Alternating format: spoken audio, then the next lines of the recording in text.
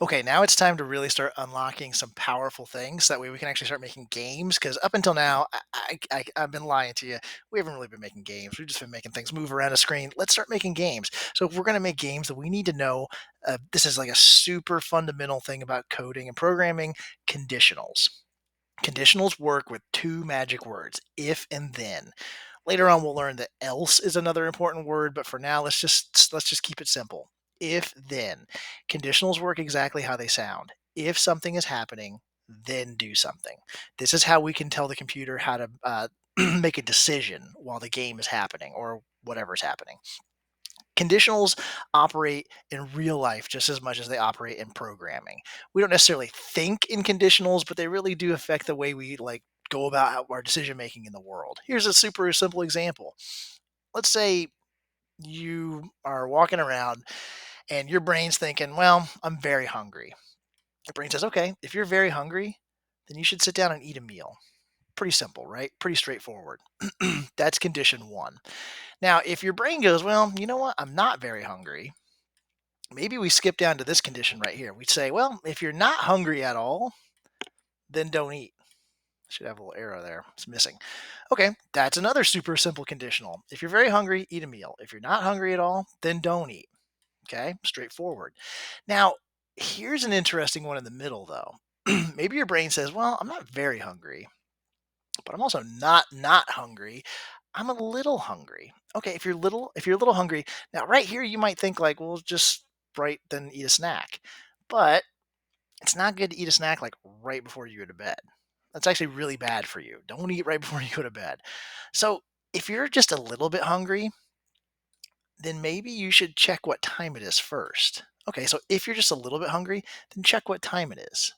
If it's close to bedtime, don't eat. It's better to go to bed hungry. If it's not close to bedtime, then have a snack. Notice how what we had right here is a condition, and it says if a little hungry, then check time. Now we just have a new condition. We have a conditional inside a conditional. Now, when we make our games and our projects and our things in Scratch, we're going to have all sorts of conditionals, and they're going to be really important to think about in like a clear way. Here's an example. Let's say we have a game right here where this is our main character. The Scratch Cat is our main character, and this jellyfish looking thing is the bad guy. And the jellyfish bad guy is trying to chase the Scratch Cat across the screen. The player's job is to stay away from the jellyfish for as long as possible.